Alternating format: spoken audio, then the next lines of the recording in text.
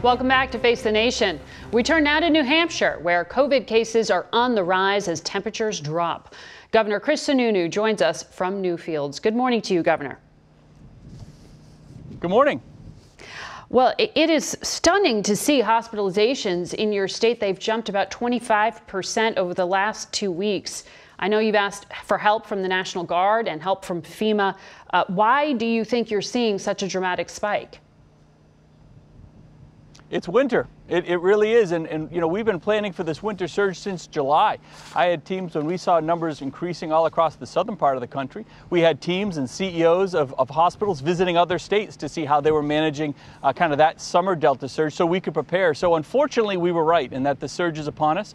And what you see all across New England right now, Maine, New Hampshire, Vermont, are rising cases, the upper Midwest. And now you're seeing it more in the mid-Atlantic states, unfortunately, like New Jersey and New York. So ultimately, as winter comes, the seasonality, if you will, of this virus is really taking precedent. But we're prepared, and we're trying a lot of different innovative things to flex the bed space and whatnot within the hospital system. It's really important that the healthcare system is preserved.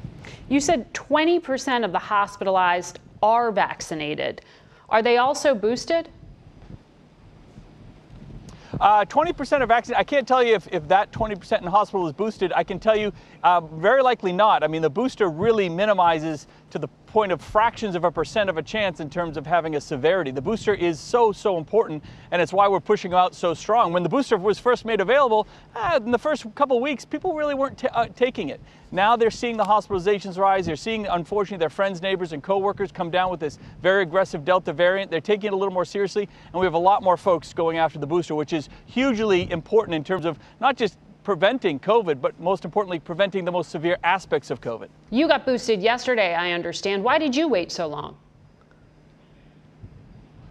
Well, we did a booster blitz yesterday, which was great. So frankly, it was out of promotion more than anything. We put about 12,000 needles in arms across the state, all in one day, in dozens of locations across the state. We'll do it again. You can only do those every once in a while because you don't want to draw off of the hospital system and the nurses and the frontline workers that have to give that. So every few weeks, we're going to do these booster blitzes. So if anything, it was more out of the promotion of it, but it was a great day, hugely successful, and we're going to do it again. You heard Dr. Scott Gottlieb just before you say, like, one of the lightest lift health precautions you could possibly do is put in place a mask mandate. Why are you choosing not to do so? Well, it's not necessarily a light lift. Look, masks are incredibly important. There's no doubt about it. Schools can do it. Localities can do it if they want to. But when you look at all these different mandates that you can or cannot put in place, there's always a downside as well. And we talk about the Swiss cheese effect, right? Social distancing, masks.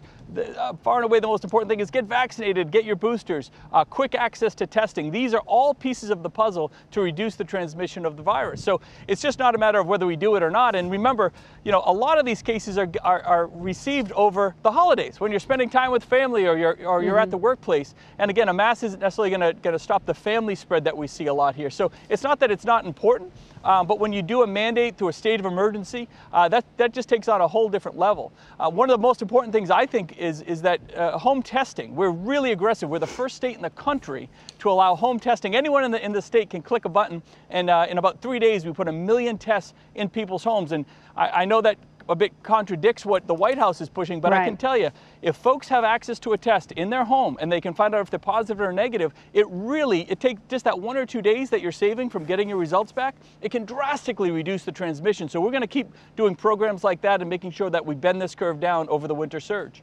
You talked about mask mandates not necessarily being a light lift.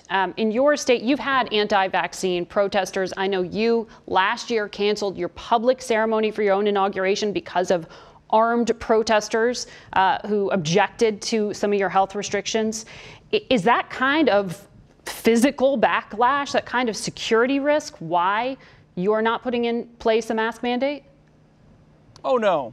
No, it's not a factor? Look, No, it's not a factor at all. That's a very small contingency. So at the end of the day, you know, you'd have to do a full state of emergency. And remember, if I do a mask mandate as a governor, remember, almost no state has mask mandates right now. But as a governor, if you were to do that, every district, every county, whether you have high transmission levels, whether you're highly vaccinated or not, it covers everybody. And what you're really telling folks is, thank you for making the sacrifice and getting the vaccine, getting the boosters, doing the right thing, and you're still in the penalty box. And the fact of the matter is, COVID isn't likely going away anytime soon. It's not a penalty box. Sure. I mean, for people with unvaccinated family members, small children, immunocompromised, it's just putting on a mask. Sure. So let's, if I were to put a mask mandate in now, when do I undo it?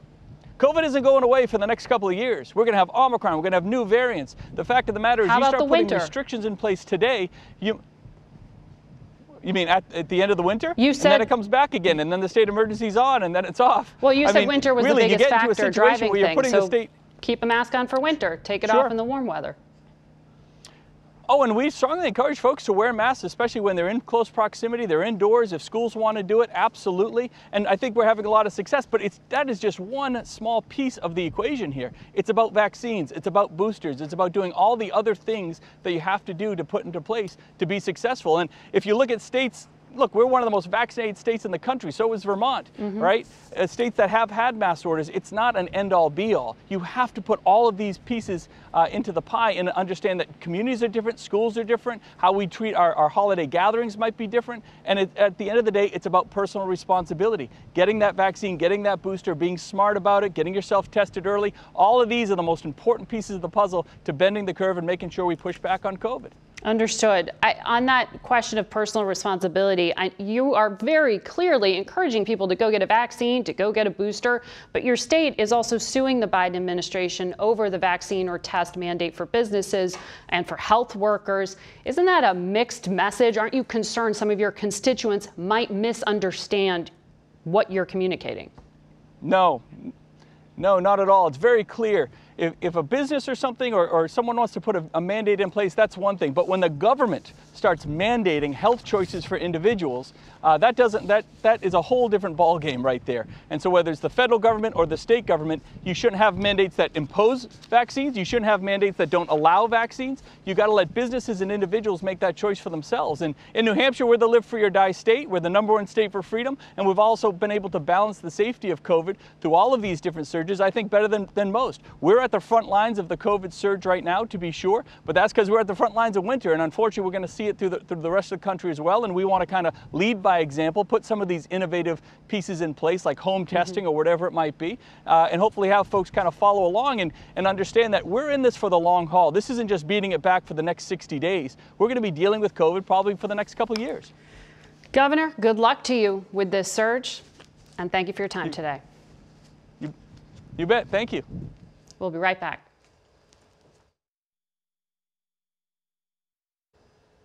The Omicron variant has been detected in at least 57 countries around the world, but the Delta variant remains dominant.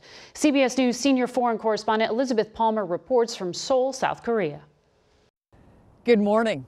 The world is now in the middle of a fourth wave of this persistent virus, and with winter coming on, the biggest spikes are in the United States, Russia, and in Northern Europe. Germany has been hit hard, especially Bavaria, where there's been a stubborn core of vaccine resistance. These patients are most likely sick with Delta, which is still the dominant variant worldwide. European governments have been trying hard to salvage a festive season for citizens who've had enough of lockdowns. Hungary allowed its traditional Christmas markets to open this year, as long as shoppers had valid vaccine passports. But everyone is braced for Omicron, which looks vastly more contagious. Britain's Health Security Agency warned Omicron infections may be neck and neck with Delta ones in the UK by the end of next week. But in encouraging news, a British study showed a Pfizer booster on top of Pfizer or AstraZeneca initial shots offers good protection against the new mutation. In Côte d'Ivoire, West Africa, a musical summons to get vaccinated. There and everywhere around the world, health workers are rushing to get doses into arms. Currently, more than 35 million doses of the vaccine are being administered every day. It's impressive, but it's still not enough to end the pandemic. Margaret? Elizabeth Palmer, thank you. We want to go now to Dr. Tulio de Oliveira. He leads the team of South African scientists that first reported Omicron to the World Health Organization. He joins us now from Stellenbosch, South Africa. Good morning. Good morning. You are seeing the impact of Omicron firsthand. Who is getting sick, and is this mild or severe illness? The Omicron, it's only a few weeks older. We detect that very, very quick.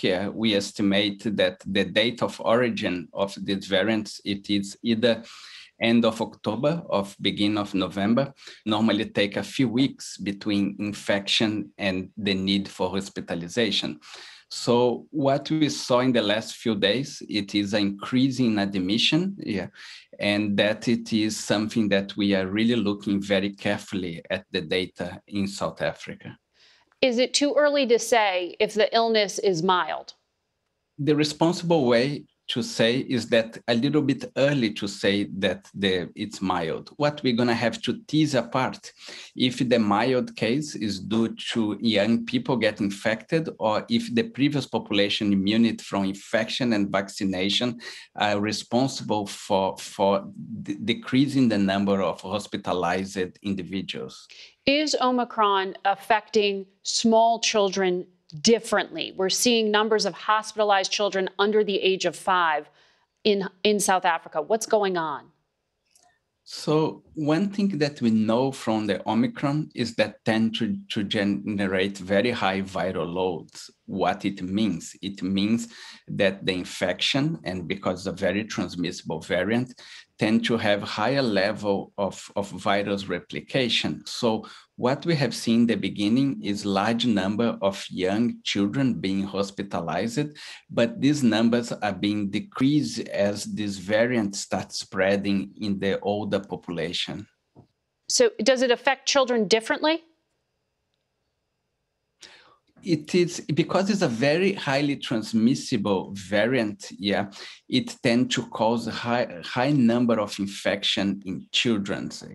At the moment, it's difficult to tease if the rate of hospitalization of children on the beginning is due to the sheer number of infections in the younger population, or if it is because cause more severe disease. But one thing that we see is that the younger population presenting to the hospital is decreasing over time, especially in the last few days. Do you believe that you are past the peak of infection in South Africa? Because recent trends are suggesting there's a slowing. We do not know, and one should always be very careful to look at individual daily tests. What one have to do is to look at the general trend over 7 or 14 days. What we know is that the last week we were in the highest number of infections from Omicron. And what we're going to be doing is looking very carefully at the data. Potentially, Gauteng and Johannesburg may have peak, but what we have seen is that this has spread for the other 8 provinces. South Africa has 9 provinces. The numbers are increasing and are increasing very fast. At least 24 countries have travel restrictions on South Africa. Dr. Fauci here in the U.S. said America would like to lift it as soon as they have evidence to justify it. Do you believe the travel ban can be safely lifted now? Yes, of course. First, travel bans, they do not work. And you're going to remember one of your previous presidents that was the first one to put a travel ban to China, and the United States of America end up with the higher number of infected individuals of SARS-CoV-2 and with the highest death toll in the world. And not only travel bans do not work, but they also will discourage scientists like us that have been brave enough to identify a variant that have emerged like a week or 2 after that emerged. I personally have talked to Tony Fauci many times in the last few weeks, and we both agree that not only the travel bans should be released because not effective, but will discourage the rest of the world to become public in key crucial data that can help the response to the pandemic. All right. Doctor, good luck with your research. Thank you for your time today. We'll be right back.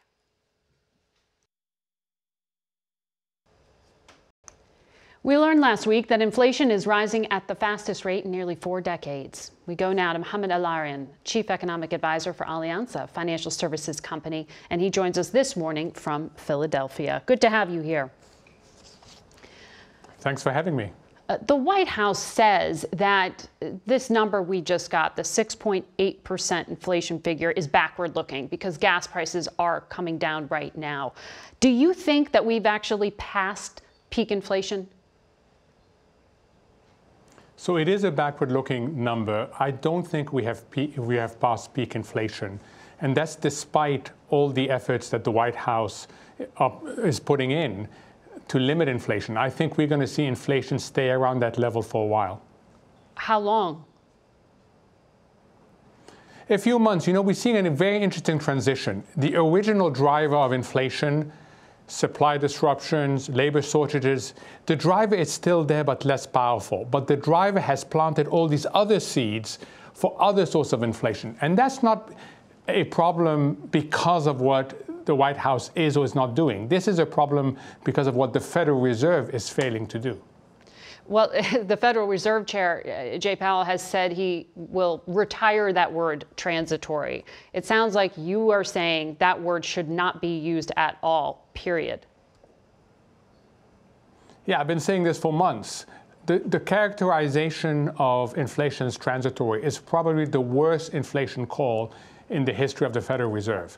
And it results in a high probability of a policy mistake. So the Fed must quickly, starting this week, regain control of the inflation narrative and regain its own credibility. Otherwise, it will become a driver of higher inflationary expectation that feed onto themselves. That's an incredible thing to say, not just about the Fed chair, but the Treasury Secretary is a former Fed chair herself. Why do you think that they are both fundamentally wrong? Well, I think the numbers have proven that transitory inflation was a mischaracterization. The Fed never expected inflation to be at 6.8%. If you look at all the projections they made this year, they were way below this. So they fundamentally misanalyzed the inflation. Now, that's not a problem if they catch up now. If they're honest about their mistake and take steps now, they can still regain control of it. So the Fed has a meeting this coming week. As you know, they've been undertaking these emergency programs because of the pandemic, buying something like $100 billion in bonds each month. Are you saying they need to hit the brakes hard right now in order to get control? No, I'm saying that in order to avoid hitting the brakes hard, because if you've hit the brake hard in a few months, there's a risk you send this economy into recession. And it would be unnecessary harm to livelihoods. What they need to do now, Margaret, is ease their foot off the accelerator. There is no reason why they should be injecting so much liquidity. There is no reason why they should be boosting the housing market at a time when house prices are pricing Americans out of buying homes.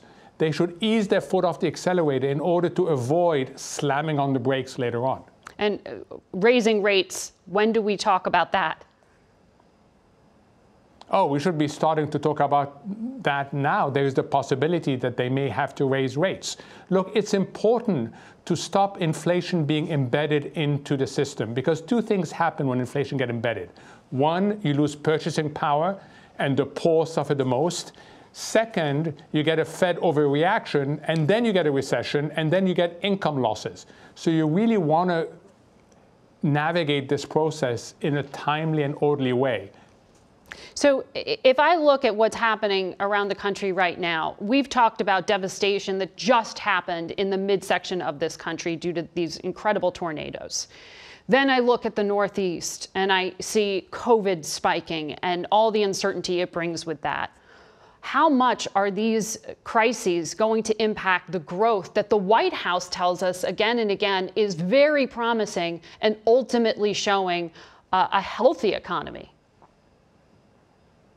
It's certainly a risk, but it's not the baseline. The underlying strength of the economy is undeniable. You see this in the labor market.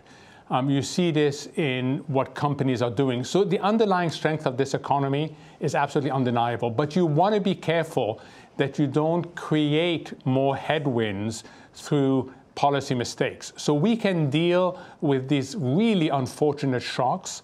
We still have enough momentum, but we don't have enough momentum to overcome a policy mistake. When you listen to the business community, which has been warning about inflation for some time, you also hear people say this nightmare scenario of 1970s era inflation. Are people overreacting when they make that comparison, or is it fair? So I'm going to give you a mixed answer. They're not overreacting in terms of the dynamics, which is a supply shock. This time it was supply disruptions and labor shortages. In the 70s, it was the oil shock causing other drivers of inflation. But they are overreacting when they say we're going to get to double-digit inflation. We're not going to get to double-digit inflation. We risk staying high inflation in the 5 to 6 level, and that's much higher for what the economy and the financial markets are priced for. So we've got to be really careful. When it comes to fiscal policy and what the president is doing, you're saying inflation's global, so it's not all on President Biden's shoulders. But you have at least one prominent Democratic senator saying we can't go ahead with more congressional spending bills right now because inflation is a risk. Should we be worried about that? No, on the contrary.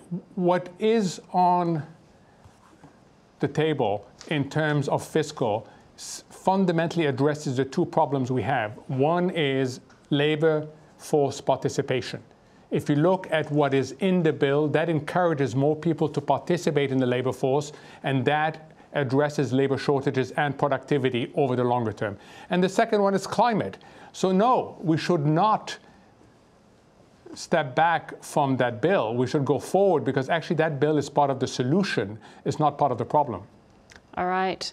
Thank you so much for your analysis, and we will all be watching that Fed meeting later this week. We will be right back.